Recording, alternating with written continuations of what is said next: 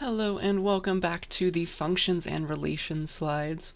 We're in a weird place, so we're going to finish up these slides. We just have a few left, and then we're going to start a brand new topic, all in the same lecture. So look forward to some extra stuff after this one, but let's zoom down to where we ended last time. We were talking about the different kinds of closures for our relations. Sometimes our relations are not reflexive, symmetric, or transitive, but we would like them to be. And so I gave you some examples of like how to take an existing relation in just a graph form and make it reflexive. That's called computing the reflexive closure of it, or making it symmetric, or making it transitive. Okay? So I want you to try this now on this example.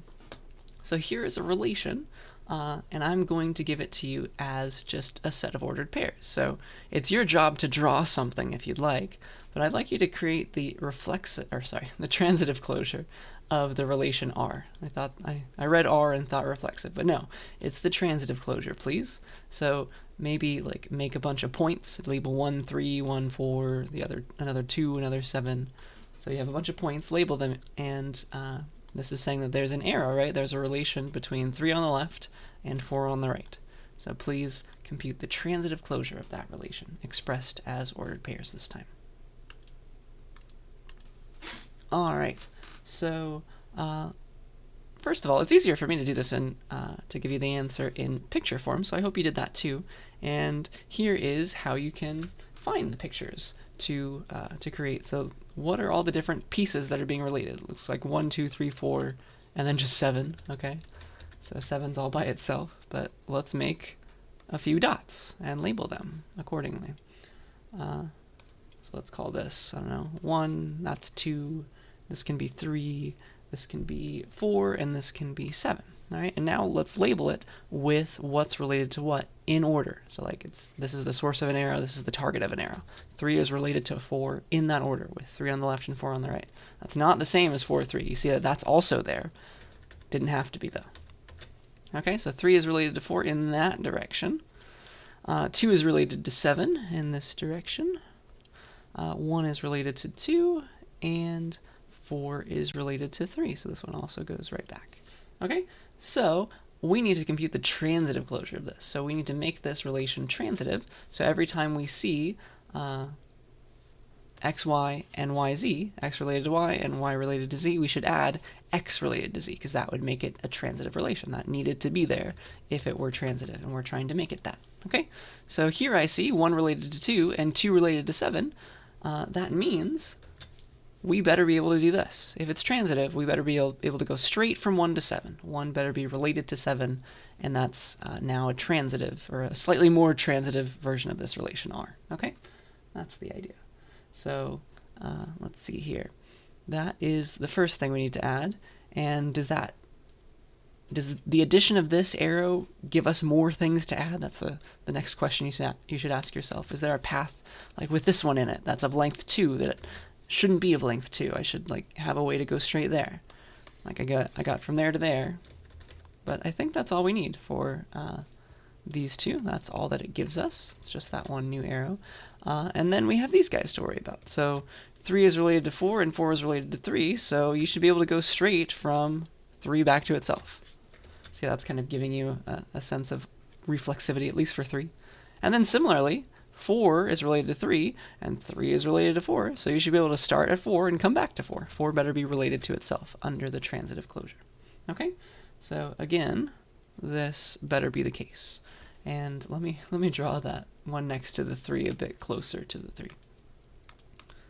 Make it easier to think about. So those are both related to themselves. You see that? And that was required. And I don't think there's anything left to add. It's like 3 is related to 3 and 3 is related to 4, so there should be an arrow straight there. There already is one. See that? So every length 2 path that you can find, like 1, 2, you better add an arrow straight to the end of the last one. Okay, and I think we did that. So that is the new relation, the transitive closure of R. And so if you wanted to write this as a set of ordered pairs, you'd keep the original one, keep the original relation. So all these pairs are still there.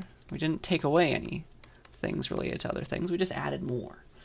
We added some more things over here, and we added 1 related to 7, so that would be 1, 7 in this notation. We added 3, 3, and 4, 4.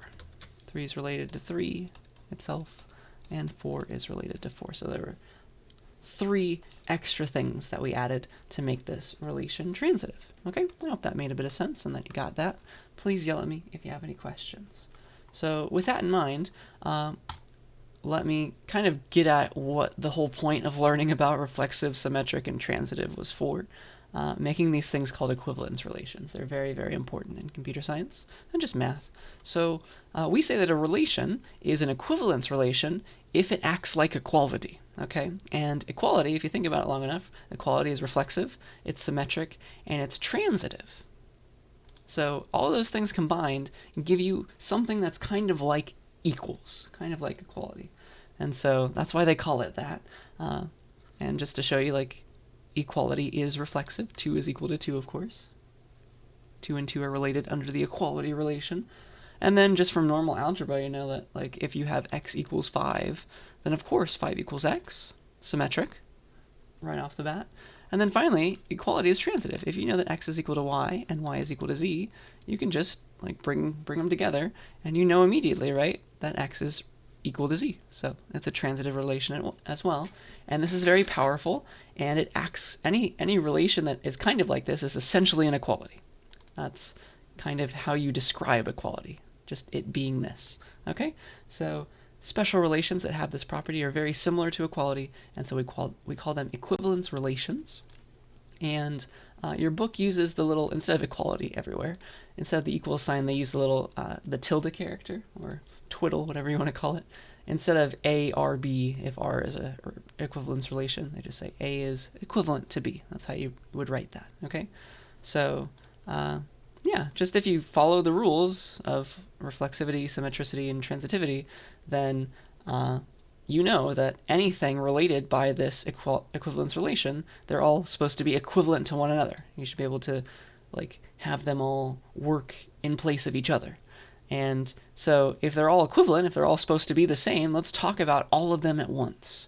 So for example, all of these things, this is an example equivalence relation. Like this entire thing is supposed to be an equivalence relation. If you think about it long enough, it's every piece here is reflexive, symmetric, and transitive. It's like this one is reflexive, symmetric, and transitive. All these things are related to themselves. Any arrows like this, you can follow them twice, and that ends up giving us those weird looking arrows there, those self loops. And so this is an equivalence relation, and the goal is, like, because these are all related to each other, there's a way to get from this blue dot to this blue dot under the equivalence relation. They are equivalent. That's the whole point of an equivalence relation. Maybe this represents that these all have the same property. All have the same property. That's why they are equivalent, or something. Where the property is defined inside of the relation somehow. But these are all separate things. Like this is 1, 2, 3, and this is 4, 5 maybe, and this can be 6. These are all the pieces in an equivalence relation, and like all of these dots are related to each other, so I'll color them blue. They're supposed to be equivalent, because like if 1 is related to 3, it's an equivalence relation, so they should be equivalent things. Okay, same with 4 and 5. 4 and 5 are equivalent things, so let's say that they're both green. They have the green property, whatever this relation is really trying to say. Okay, so that's what an equivalence relation is all about. And the idea is it makes no difference to talk about 1 than 2, because they're equivalent to each other. To talk about 2 versus 3, they're all equivalent to each other. And so let's just talk about the blue dots, the green dots, the red dots. That is called an equivalence class. So if you have something, you have a relation A that's an equivalence relation. If you have some element in that equivalence relation, then you can talk about all the things that it's equivalent to, all the things that A is equivalent to under that relation, and we write that with some brackets. That's called the equivalence class of the element A. It's everything, including A itself, everything in the domain that is equivalent to A under the relation. That's, hopefully the symbols are trying to make a little bit of sense to you. And so yeah, this notation is saying, give me all the things under this equivalence relation equivalent to this element A. Okay. So for example, what are all the things equivalent to 1 under this equivalence relation? Well, 1's equivalent to 2, 2's equivalent to 3. They're all equivalent to each other. And so all of the elements, the equivalence class under 1 of 1 is 1, 2, 3. It's the set of all the things that 1 is equivalent to. And of course, it's a reflexive relation. So 1 is equivalent to itself. This is what 1 is equivalent to, all of these different things. That's the equivalence class of 1. And also, it doesn't matter if you say 2 or 3. Those are all the same. So the equivalence class of 2 is also that set. So is the equivalence class of 3. They're all equivalent to each other. You can pick whichever one out to talk about that you like, because they're all going to give you the same set. They're all equivalent to this big set 1, 2, 3. Those are all the elements, all the blue dots that are equivalent to each other. And similarly for 4 and 5, like the equivalence class under 4 is equal to the same thing as the equivalence class of 5, which is equal to 4 and 5. All the elements that are equivalent to each other. That's the equivalence class of 4, of 5. And then the equivalence class of 6 is just itself. It's just the set containing the element 6, because it is only equivalent to itself. It's not, there's no other arrows telling us that it's equivalent to other things. All right, so the equivalence class of 6 is just 6. It's not equivalent to anything else under this particular equivalence relation. Okay, so just a lot of following arrows. Hopefully the syntax is making a little bit of sense, but it is useful. One thing that equivalence relations do is that they split up a set into equivalent things, right? That's kind of obvious, but the fact that they do that is that tells us that they're making a partition of that set. Okay, so hopefully you remember what a partition is. A partition, remember, it's a set of non-empty subsets of a set that are pairwise disjoint, so they don't share any elements, and whose union is the whole thing, the whole set.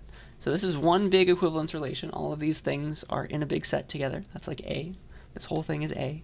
And the equivalence relation is telling us, like, split it up into the things that are blue, the things that are green, and the things that are red. Those things are all equivalent to each other, and you can split up your set that way. You see how it's partitioning a set, okay? So remember that pairwise disjoint means that they don't overlap. And so yeah, an equivalence relation creates a partition of a set in a certain way. Like, give me all the things, separate all the things that are equivalent, and let's just talk about each of those equivalent things so that I don't have to like get into the details of each one, okay? That's the idea.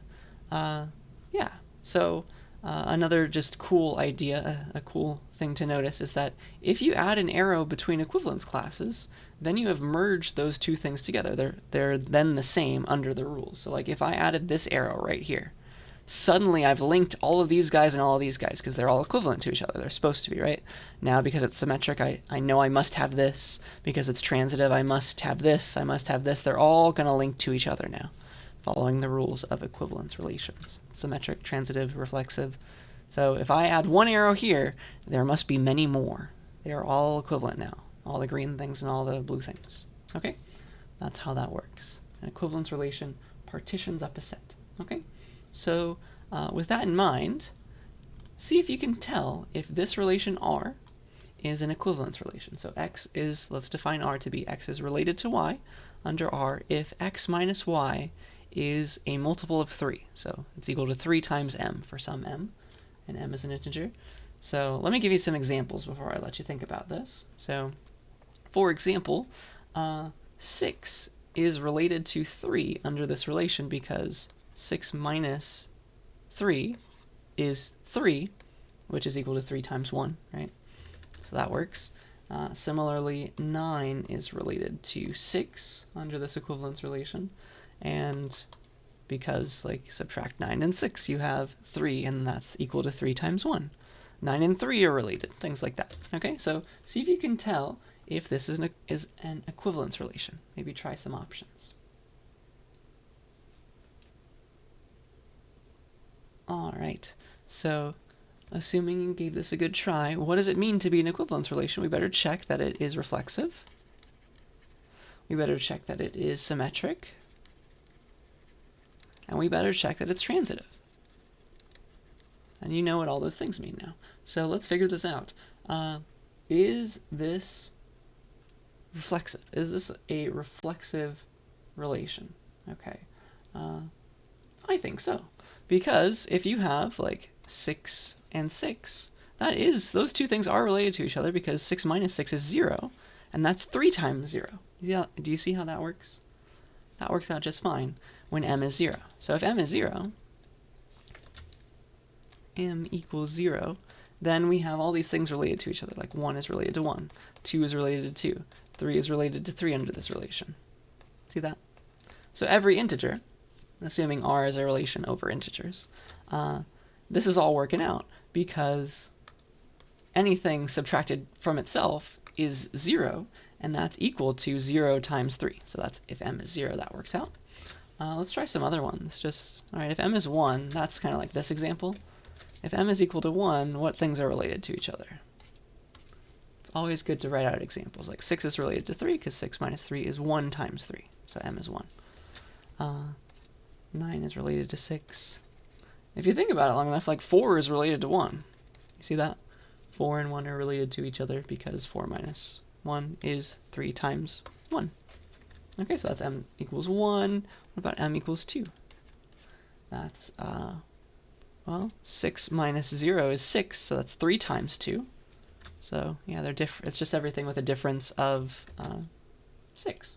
All right, so 7 and 1 are related, and 8 and 2 are related. So that's kind of the key. Like, the difference was a multiple of 3. The difference was 6. The difference was 3. The difference was 0. So those are the things that are related. And we've just noticed that everything is related to itself, right? All the numbers are related to themselves because that's equal to 3 times 0. So that works out. This is reflexive. X is related to x for every x.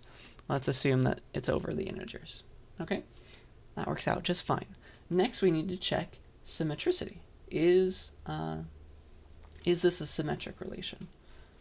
Oh, and before we talk about that, you can actually use algebra to solve some of these. Like, is x related to x? Just like replace that with the equation. Is x minus x equal to 3 times m? And so that's like, can you find a m equal to 0?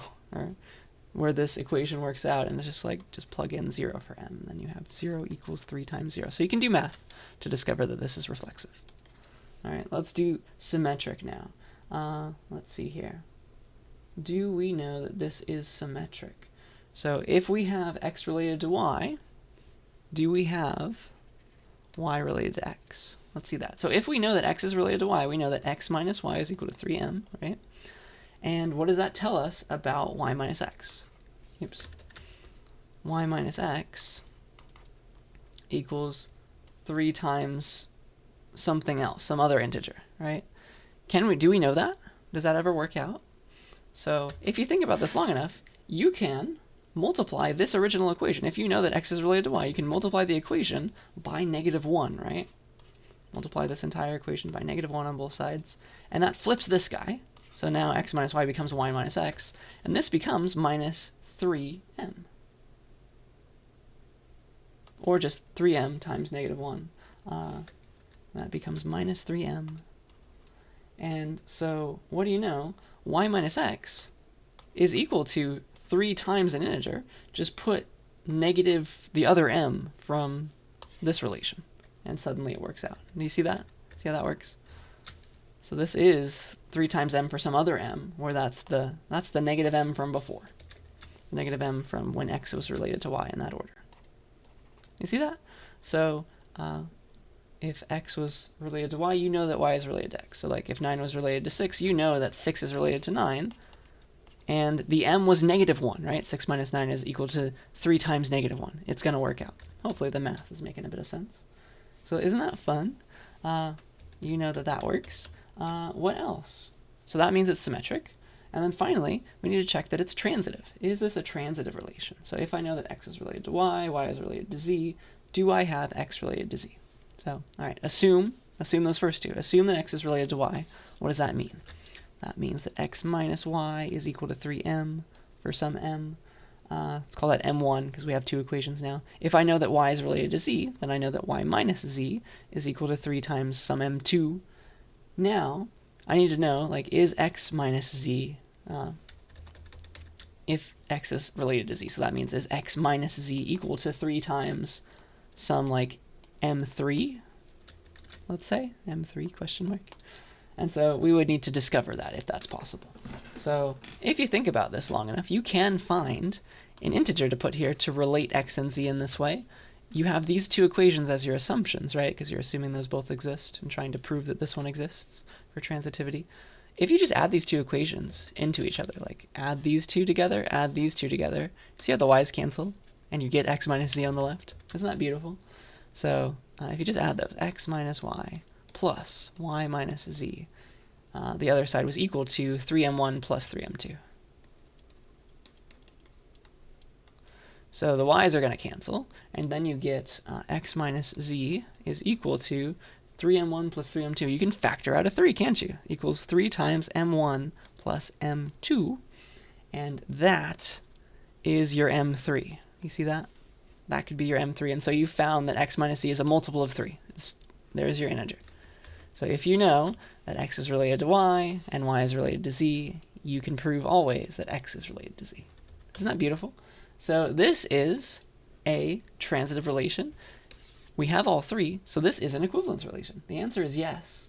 And the question might be like, what is it equating? Like what are the things that are equivalent? This is kind of weird looking. Like these don't follow any logical pattern, do they? Or do they?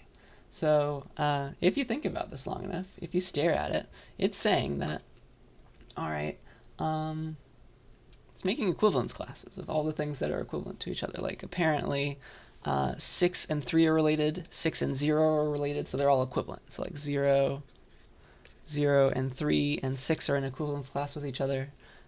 If you think about it long enough, so are 9 and 12 and 15 and 18. These are all in one equivalence class. The other equivalence things are 7 and 1, 1 and 4. Is there a pattern? 1, 4, 7, 10 would be next. You see what's going on there? Next would go 2 and 8, and also 5. 2, 5, 8. That would be another equivalence class. These are all equivalent, these are all equivalent, these are all equivalent. What's it equating? What's it doing? This is how you mathematically define a numbers equivalent under a modulus. So this is the mod 3 equivalence relation. These are actually the only 3 equivalence classes. Mod 3 equivalence relation. And that's how you define it in math. Isn't that cool? So this is how you define numbers equivalent to each other mod 3. This is all the multiples of 3, right? 0 is 3. You get the negative ones too. These are all the multiples of 3 plus 1, right? All the multiples of 3 plus 2 at the end of that. And so it splits it off into 3 numbers. This is like your 0, your 1, and your 2 when you're working mod 3. Does that make sense? Isn't that cool? So that's how you mathematically define numbers equivalent to each other under like a modulus relation. And you can change this for like mod 5, mod 10, whatever you're interested in. And that would be how you do that mathematically. Isn't that fun? So hopefully you spent some time on that, tried it yourself. It was a harder question, that's for sure. All right, let's talk about relating multiple things now, because I showed you how to relate 2 things at once, like 1 is related to 2, 5 is related to 4. What if like 1 and 2 and 3 are all related to each other at the same time? You can have n-ary relations, so not like binary. You can have ternary relations, you can have 4-ary, 5-ary. They just call it n-ary for as big as you like. So you can define relations on more than just 2 things at once. So like instead of saying like x is related to y and z is related to w, you can say that like x, y, z, and w are related in that order in that way. You can say that p, q, r, and s are related in that order in some 4-ary relation. Okay? And so a relation on a bunch of sets, n sets, is just a subset of their Cartesian product altogether. It's just a big tuple of which things are related in what order, and that's called an n-ary relation. That's how big it is. That's how wide it is, each ordered pair.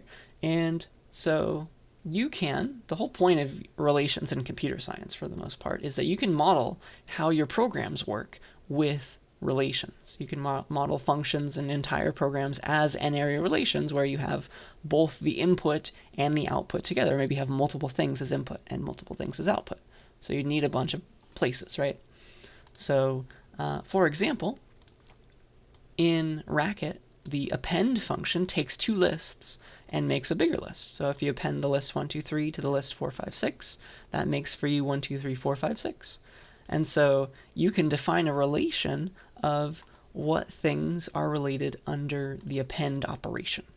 You can relate things under how that operation might work. So append, let's call that, well, it's the set of, the append relation is all the three things. It's a bunch of triples. It's an ordered triple of x, y, and z, where x, y, and z are lists, and if you append the first two things, you get the last thing under that idea, okay?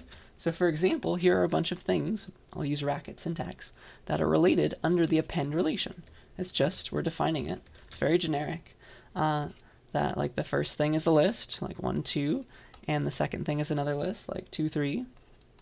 And then the third thing, if these are all related to each other, they're related under the append relation, where the first two things is equal to, the first two things appended is equal to the last thing.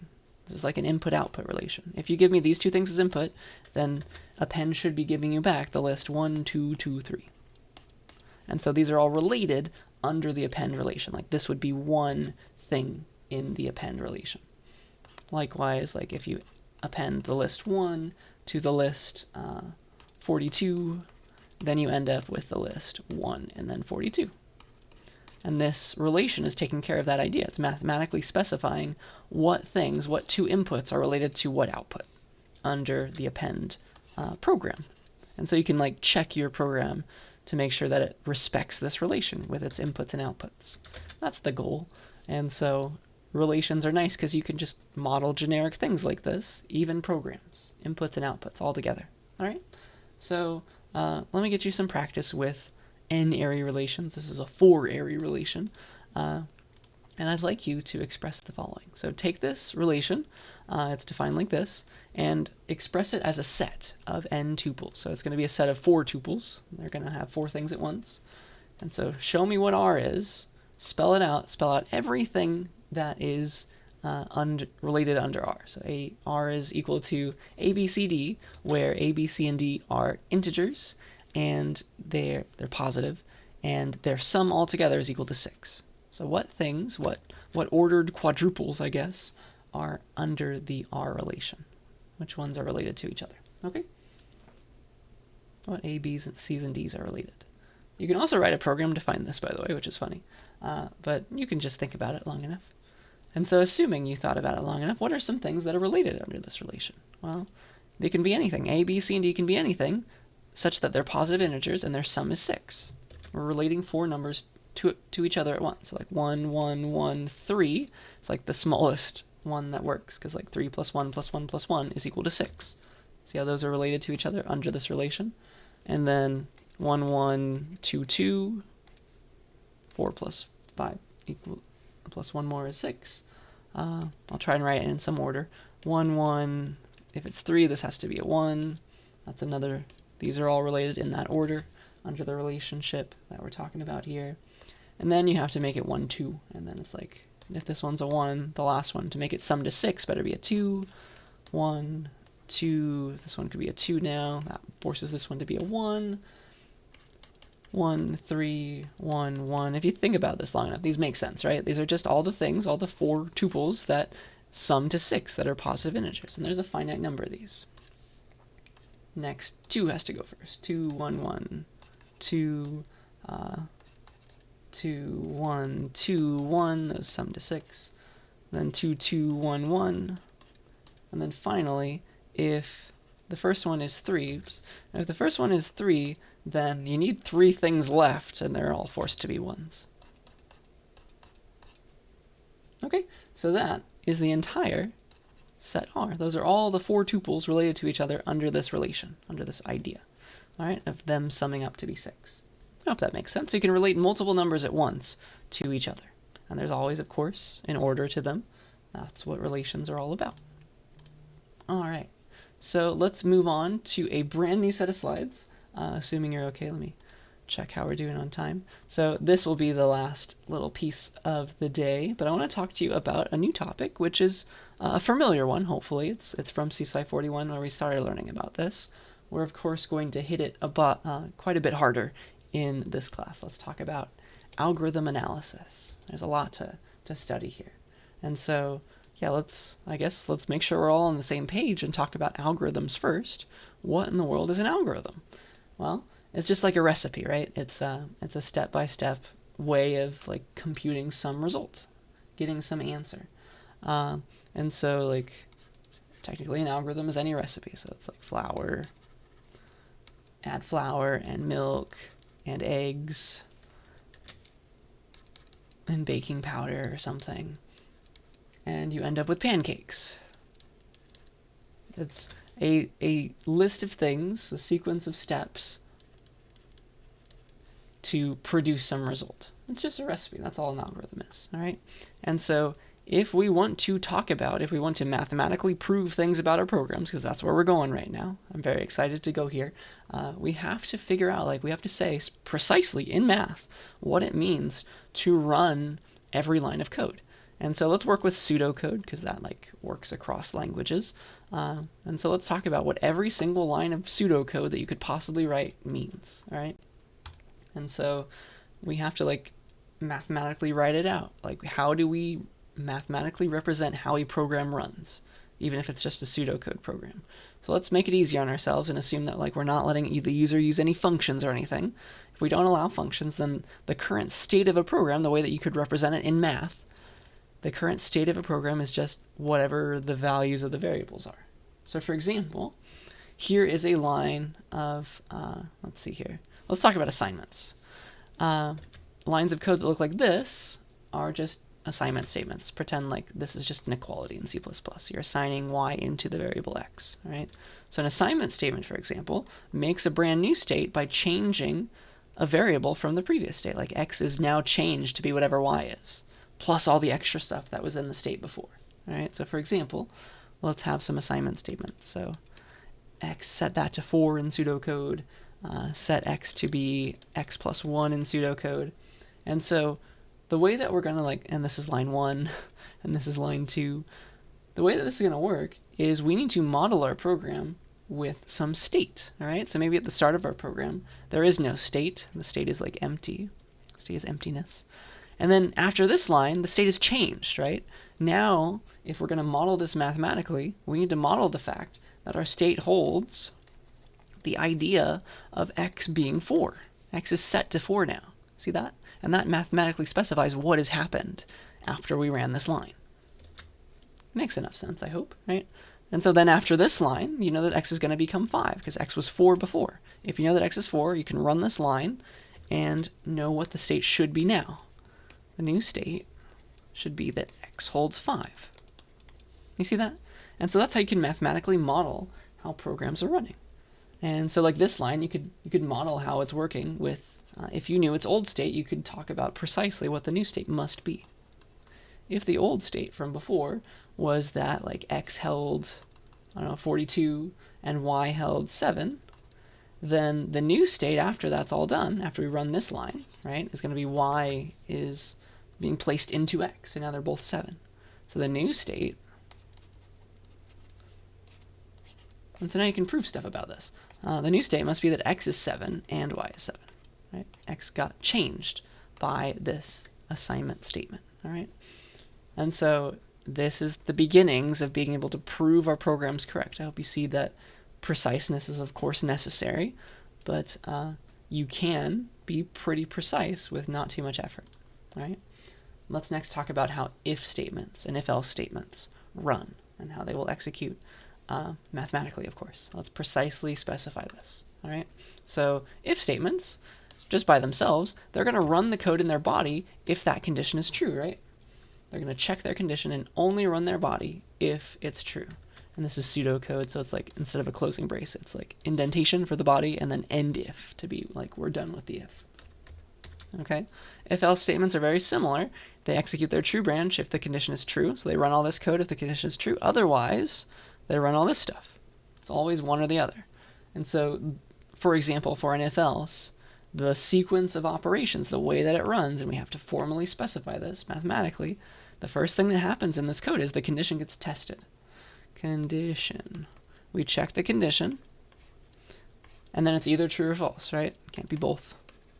It's got to pick one. And then, if it's true, we execute the body of the if branch. body of the if. Otherwise, we're going to execute the body of the else case, if there is one. Execute body of else if exists. If it's there, all right?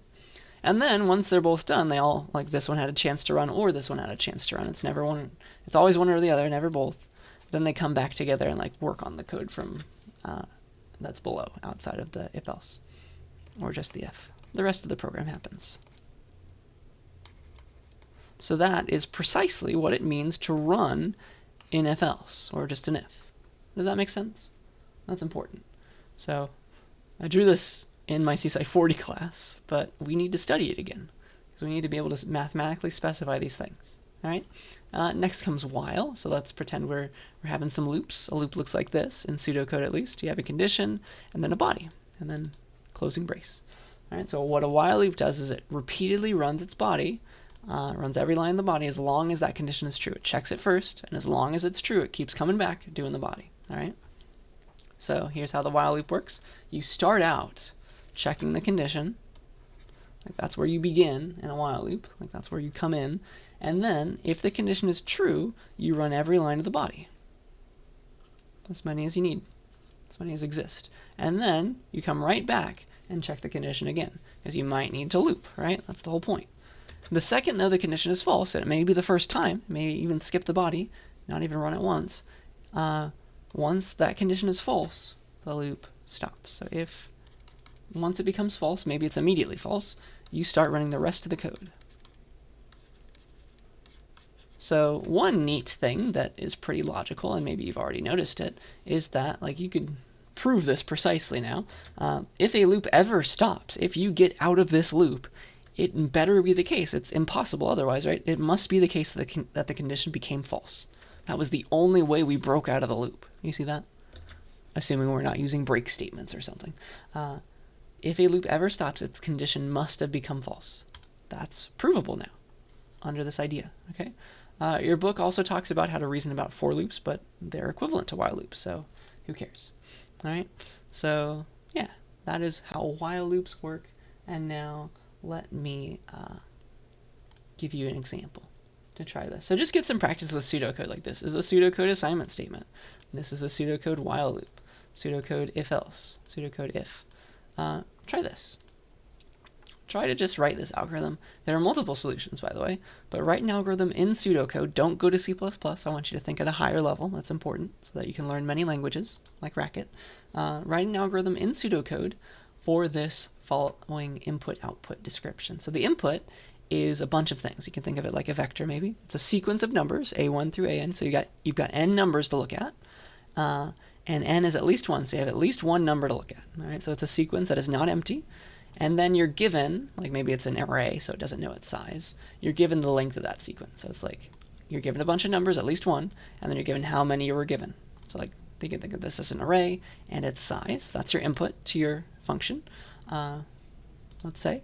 And then your output is going to be either true or false. So true, you'll output true if there are two different numbers, two non-equal numbers in this input in this sequence that are that sum together to be 0, and false otherwise. All right, sum together to be 0 and false otherwise.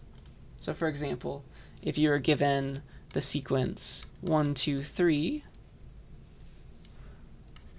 and of course the length is 3, if somebody called you like that, you would say false, because there's no way to add two of these numbers and end up with 0. And here's another one, like 1 to -1.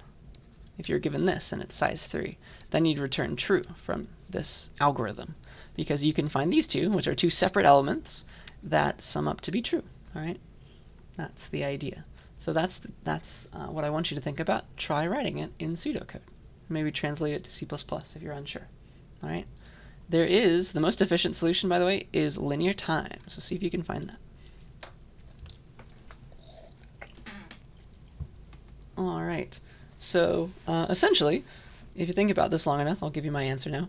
You're going to go through and you're going to try every pair of two things, every pair of two separate values in the sequence this array, for example, and you're going to see if they add together to be 0.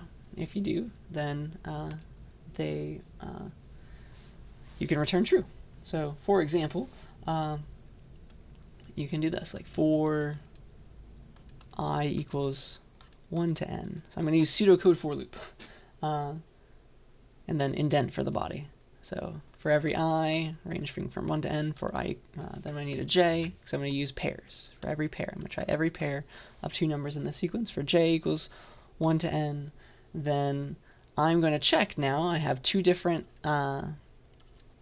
hopefully 2 different indices, like I'm checking indices 0, or sorry, we start at 1 in this particular example. Indices 1 and 1 and 3, if I have those, like I is set to 1 and j is set to 3, for example. And then I'll look at their sum of a1 and ai and aj. So if ai and aj sum to be 0, and then also, right, we better check that they're not the same element, because maybe you're adding 0 to itself, and that doesn't count. It's the same element twice, so they have to be 2 separate elements, so I better not be j.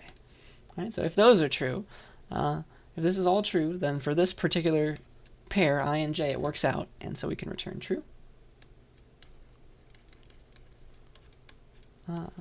Otherwise, we have to try them all. Like, we have to go through every possible pair, and if we never return true, then we never found a pair that worked. So at the very end, after all these bodies, so like the for loop is done, the outer for loop is done, if we didn't get anywhere, we return false. So that's probably the easiest implementation. I hope that makes sense. Did you get that? So secretly, if you think about this long enough, there is a, let's see here. There is a better way, slightly better. If you think about this, you're actually duplicating work, because I is allowed to be, if I is like 1 and j is 3, those are valid values, assuming n is big enough. Then you're going to like add a1 and a3 together, and you're going to check if those work. And if it doesn't work, you're going to keep going, and eventually like I will become 3 and j will become 1. You see where I'm going with that? Eventually, like somewhere down the line, I will become 3 and j will become 1, assuming you haven't found anything yet. Then you're going to sum what? You're going to sum a3 and a1 just in a different order. So it's the same answer. It's just you're computing it twice. You see that? So that's silly. We would like to skip this. That's duplicated work. That would make it better. So let's just make it so that like you always try smaller indices. You always add smaller indices to bigger indices. I think that would fix it. Does that make sense? You would still try every option, but you wouldn't duplicate your work. You wouldn't like add these ones again. So that would work out. So let me copy and paste this because it's mostly the same. If I, instead of this, make it so that j is always going to be bigger than I, that means the indices will always have like an order to them. I'll always only do, oops. I'll only ever do, did I erase too many things? There we go. I'll only ever do this one rather than this one, because that would be I bigger than j. We don't want that. So as long as, like, make sure that j is always bigger than I. So what is the new range? So j better always be bigger than I, and you can do it this way. Start j at I plus 1, and it can still go to n. See that? So now no matter what, like j, the first value of j is going to be guaranteed to be bigger than I. That's the goal. And so let's see here. Also, you don't have to check this anymore, because you know that j is strictly bigger than I, the way that we're doing this, the way that we're defining j. So we don't even need to check for this anymore. So you can get rid of all of that. That's no longer necessary as well. And so this is a better algorithm. It's slightly faster than the other one, right? But actually they have the same asymptotic complexity. I is always less than j now. So it's never, you know that they're never equal to each other. And if you do do an analysis of this, like CSCI 41 style, this loop's going to run n times, right? N times. Well, we'll run exactly n times. And then this one, it'll run n minus 1 times the first time, n minus 2 times the second time, n minus 3 times when I is 3, etc., etc. That really does average out to be about n times again, if you sum them all up. So it's like, going to do it, it's going to iterate that many times, about n times each round, because like I will be small. So from 2 to n, from 3 to n, that's still about n times each time this inner loop runs. And so this body is being run, the body's constant work, right? It's being run n times n times. So this is an n squared algorithm. Even though we kind of like made it a little bit better. So this is, of course, an n squared algorithm. This is unfortunately still an n squared algorithm. It's just, it has a better coefficient out in front. Okay, so that is the idea. The O of n solution, as a hint, it involves using a hash table. So you'll have some memory penalties there, but the time is optimal. So I'll be happy to give you more hints about that in office hours if you'd like. That is that example. And so we're going back to this now. We learned it first in 41. We're going to hit hard the idea of analyzing our algorithms a bit better in this class. All right, we're going to do fancier things, learn fancier methods. All right, so let's talk about the asymptotic growth of functions, because that's really what big O means. It's talking about a mathematical function and how fast it grows relative to other ones. All right, so this one, whatever it was a mathematical function that specified how many steps of execution this code took. All right, and it took about n squared with a constant out in front. So that's the idea.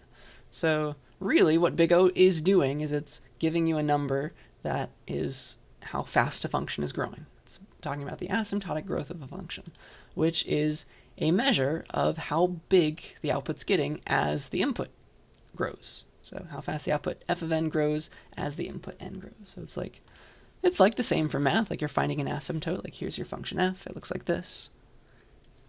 Is there a spot like this, kind of? That's kind of what you're looking for. But we're essentially comparing two functions to each other. It's like we're comparing differences, all right? So asymptotes, just these normal mathematical asymptotes, they're bounding things. We know, like, if this asymptote exists, this function is bounded. It's never going above this line, this dotted line, right? So that's essentially what we want for our functions that we write in code. We would like a bound for how much work it's going to do, and be able to just say once and for all, even if n gets huge, it's going to do exactly this much work. All right. Another thing that we remember from 41, right, is we don't really care how fast exactly a function grows. We just want to make different classes to put our functions into. There are an infinite amount of different yet similar functions. Like, just add an extra line into this body, and it's essentially it takes one extra piece of work to do every iteration, and that doesn't really change the function, right? So there's so many different ways to write a very similar time-wise function, and so we lump our functions that are similar together into, they're really equivalence classes. If you think about it, all the things, all the functions, all the algorithms that are O of n squared, it's an equivalence class of all the numbers that have quadratic time. This is where we're going with that. We're studying it formally now. Isn't that cool? And so we use big O a lot, just that's what you first learn. But there are some other symbols as well. You use big O, this is omega, so big omega. You also use big theta. And these are different kinds of asymptotic growth of functions, all right? And you pronounce them like this, big O, big omega, and big theta, all right? So those are the symbols. You know the first one already. Really it's, this O, it really is a Greek letter. It's omicron. So it's really supposed to be big omicron, but we just say big O because we're lazy. But that's where it started. They really are Greek letters. And so the idea, the whole goal of this set of slides and essentially this class is that we're learning methods to prove our programs correct and prove that they have a certain complexity. So we can use functions to bound other functions is our goal here. Use functions to bound other functions, and that's what big O of n squared is doing. It's like this is a class of functions, like n squared is bounding the growth of another one. So for example, like here is a function. That's an n squared-ish kind of function. This is another constant times n squared, essentially. It is bounding the smaller one. You see that? This green one is always going to be bigger than the blue one. And that's essentially what we're finding when we analyze our algorithms. We're finding these green things. We're finding green functions, so we can lump every function that we write together into, like, does it look like this green one? Does it look like this green one? Some normal ones that we care about, like n squared, n cubed, n. Yeah? We're bounding other functions with functions. So, like, there are two things. This one's bounding the other one. You see that? That's our goal. That's really what big O notation does. It gives us a function that bounds another one, and that gives us something to say about our functions. Like, this is n squared. It's as complex as drawing a box of stars, for example, an n by n box of stars, doing this algorithm. We can lump them together like that and make some statements about all of those different n squared algorithms at once. All right? They all grow with the same rate with respect to their inputs. So that is where we're going, and that is where I'd like to stop for this particular lecture. So we're going to come back and hit the definitions of all of those symbols. Big O, we're going to go to math finally, now that we have the tools that we need. All right, so I'll see you in the next lecture.